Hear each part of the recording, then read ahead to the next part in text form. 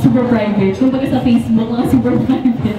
But only because there's really nothing much to discuss. We're a typical relationship.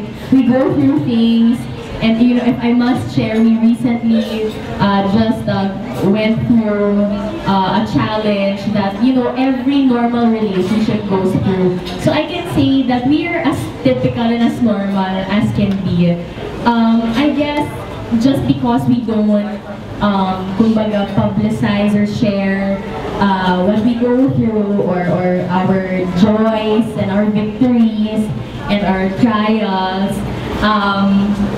hindi na interesting yung relationship namin. I would siguro, but it's because we're just really happy with where we're at. We're growing together. We're in the same direction. Meron na kami na, we're on the same goal. We're working towards something, not just as a couple, but individually.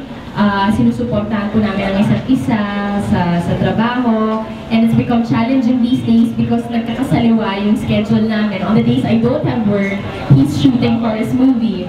And on the days that I do have work, he's free. So parang yun po yung pinaka-showbiz struggle na na-experience namin ngayon. But you know, I can say we're okay. We're on the right track. And we're more than anything very, very happy with each other. Exactly control.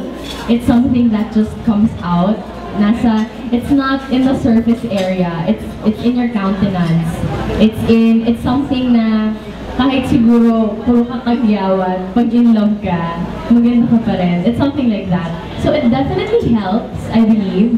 Pero dahil nga sa tulong ng Bioessence, tinan natin, pag na-haggard yung love life natin, feeling ko maganda pa rin tayo. Maganda pa rin yung skin natin, kahit na-haggard tayo sa love life. See myself endorsing, ano ba, condom, maybe? I don't see myself endorsing that. Or maybe alcohol, I don't know. I just don't see myself as the face of that.